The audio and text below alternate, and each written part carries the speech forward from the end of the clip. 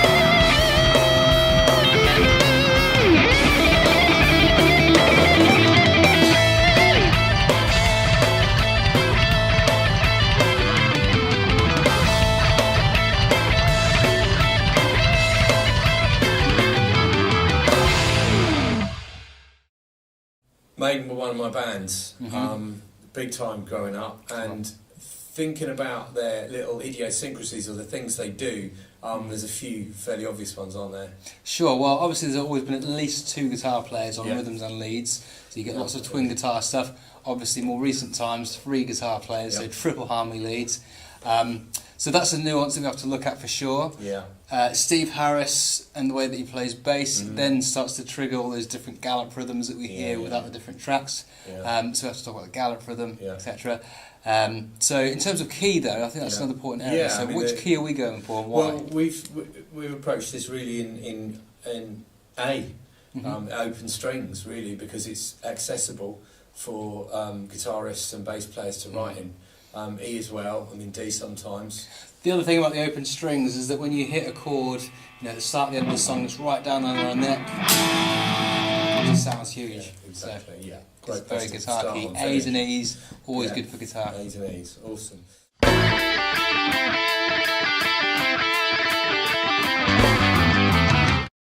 The GALLOP, let's approach that, because that's really one of the key things, and it's definitely in what we picked out. It's the rhythmic foundation, isn't it, of Maiden stuff. So the reason that we get this kind of interest in rhythm from a theory standpoint is it's made of 2 different lengths of note.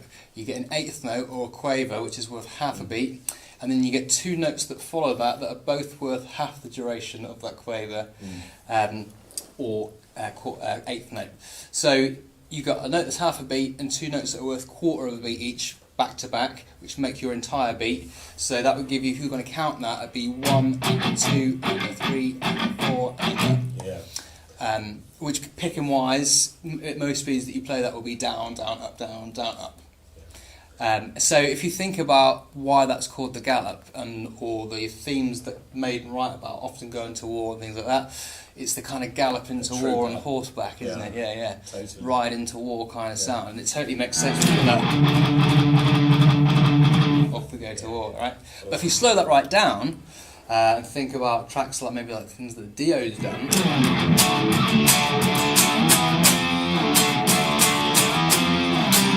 Yeah, it's the same rhythm, but it's a bit groovier when you put it in that kind of context. Cool. So I picked that up and started to write a melody with that rhythm. That's where I started, was with a rhythm, and it's played on an Aeolian or minor scale. And what I did was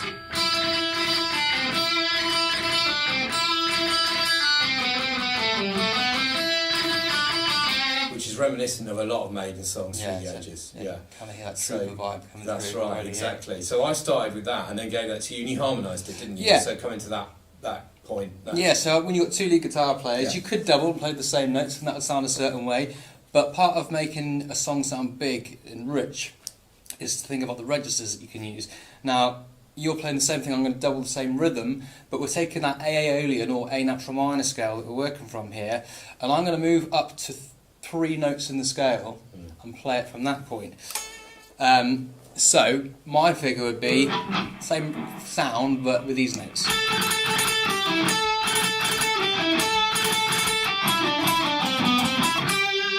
Yeah. Okay, so we play it together. Yep. 1, 2, 3, 4.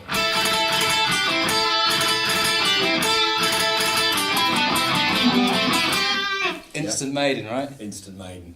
And because of the intervals that we get, it's kind of a mixture of thirds and fourths. Yeah. If you compared each of those notes as you play through the phrase, it gets that kind of medieval very vibe so. to it. And those nuances with those GALLOP, ingredients going on, get the Maiden sound straight away. There it is.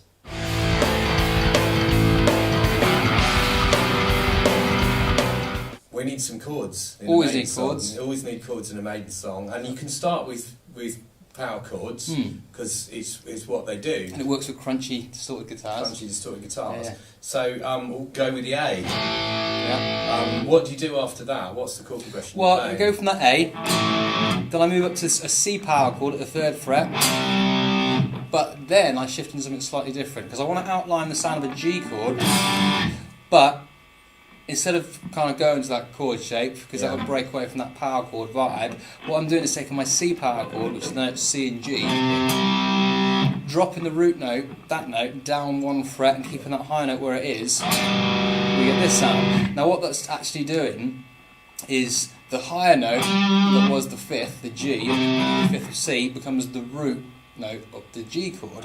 So that note that's on the bottom, the C that goes down to the B, is the B, the 3rd. So in a G chord we get G, B, D. So now the 3rd of that chord is underneath. So it implies the 1st inversion of a G major chord. So it's a bit like that chord, but in a much more power chord kind of language. It's much easier to get to that from where we played before. So we've got the A power chord.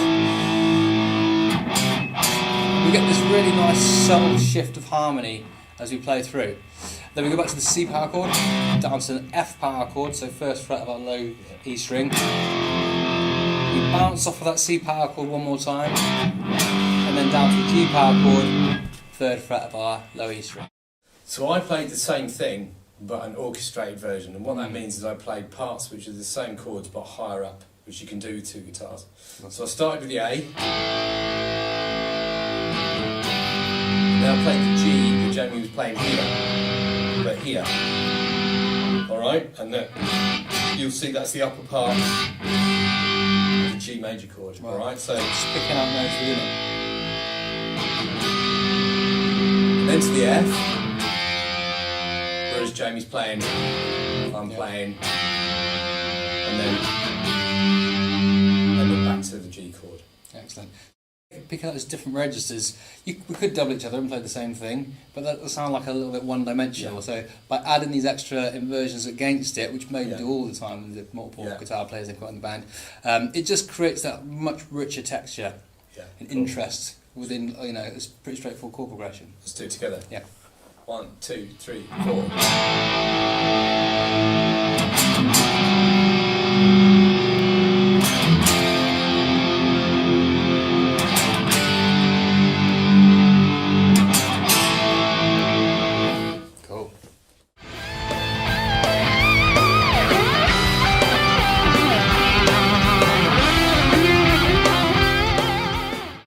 Each lead guitar player in Maiden has got their own unique voice and characteristics they bring to the table. Adrian Smith, which is the player that I've focused on, is very melodic with his note choices. Mm-hmm. He can pretty much sing most of his solos, they're that catchy. So the way that's achieved is that when he's playing his solos, he targets notes of the chords that are happening underneath. That's why it's important for us to start with that rhythm guitar approach of what the chords are. Now you've got an idea of that, we can talk through how these phrases are built. So over that A, opens up straight away on a nice bend to an A note, because that's the perfect note to correspond with an A chord, right? Just to get that root note firmly established. And then we know it goes to the next big chord that we hear is that G, right? Yeah. So over that chord, I target notes of a G chord. Then down to another position of G. and then down the neck. But all those notes come from that chord. A G triad. Yeah, G, B, D. I'm just playing variations of those three notes. Really melodic little phrase, but really interesting. After that, the note goes to that F chord. So I work my way up the neck.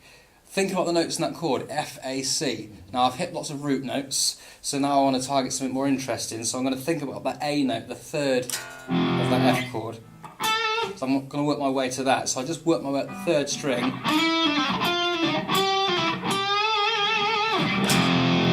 That chord. And then I play this little figure because I know I'm getting back to that G chord sound again. So a couple of notes of A minor scale, and then resolve to two notes from a G chord to go with that. So, and now the big finish to this solo. A lot of players stand out if they. Depending on how they finish their solo. So if you haven't thought about how your solo finishes, which a lot of amateur players don't, it kind of, your solo deflates at the end. It loses its wind and energy, and then the focus falls out of it. Loads of players think about how they're going to start a lick or a solo, and it starts all this power and energy, and it kind of dwindles off towards the end because the focus isn't consistent. Now if you really think about your last note, where it finishes rhythmically and what your pitch is and how that relates to the chord, you're going to hit a great finish to your solo. So I know that the end of this chord sequence is working its way back to that A sound again, so I want to get back to that big A note at the end. So after I just played that previous figure, some more notes from A minor, and then up to that big A note, which lands right on that chord. So it all kind of ties itself up in a nice neat bow at the end, and that kind of sense of completion of the phrases that I've played.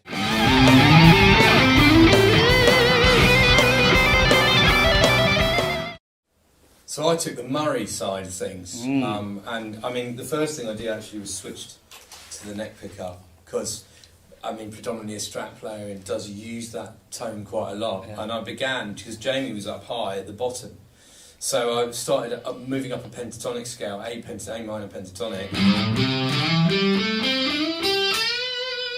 Okay, and that's the ninth, that top note, which is a bit unusual. It's not a chord tone, but it can be, and it's just an interesting harmony. Well, the interesting part about it, because it's a ninth, it's not a root, a third, or a fifth. It pulls your ear, but it has that sense that it's not resolved. It's going to move on. So it's almost like ending a phrase with a question. So then I came back to the scale itself, and rather than going and playing something fairly mundane like that, I decided to do what Dave Murray does called a trill, which is a movement between two notes.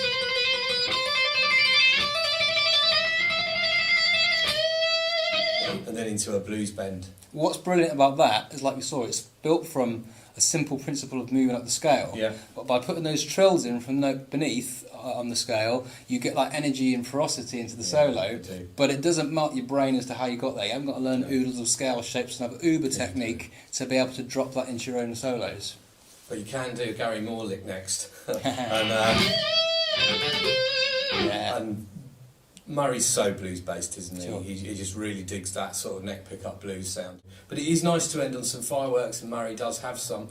And I picked out, there's a particular lick in Killers which I wanted to emulate, which is basically playing.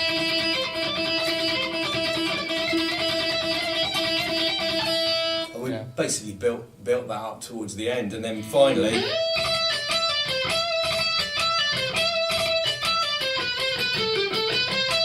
Back to the original melody that I played at the beginning, but an octave up. Now that makes a lot of sense because A, it's got that lift because we've gone up an octave. It's something we recognise, but it's now higher, so it's got a kind of elevated sense of energy and excitement about it. But also, from a practical standpoint, your ascending lick takes you to that position, doesn't it? Now, if you were going to jump down to your lower place at the end of your solo, that would have been scrappy because you finish here, you've got to rush your note, and then suddenly leap on that phrase again a million frets away, so it's never going to be a smooth thing. So lots of players, again thinking about how you end a solo, will pick a phrase and a position to play out of their solo into that makes sense from where that last lick is going. So if you think geographically where you're heading, if your next figure is in that same spot, you're going to shift from lead back to rhythm seamlessly. from that point, should we play our final licks out? Sure. Cool. Let's So do the it. harmony up the neck, Yeah. then I'm going to just jump up a little higher at the Yeah. end just to give it one more lift. Yeah, excellent. Cool. 1, 2, 3, 4.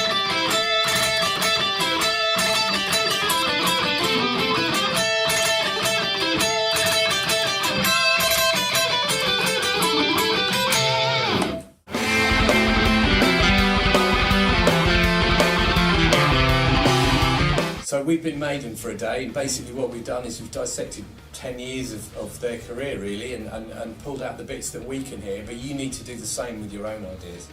Run with these concepts that we've shared with you and then change out the rhythms, change out the scale choices, try harmonies from different points of the scale. See what that takes you. So you could either try and sound just like Maiden, like we did, or do your own thing, create your own sound with those same concepts and principles. Be creative. See you next time.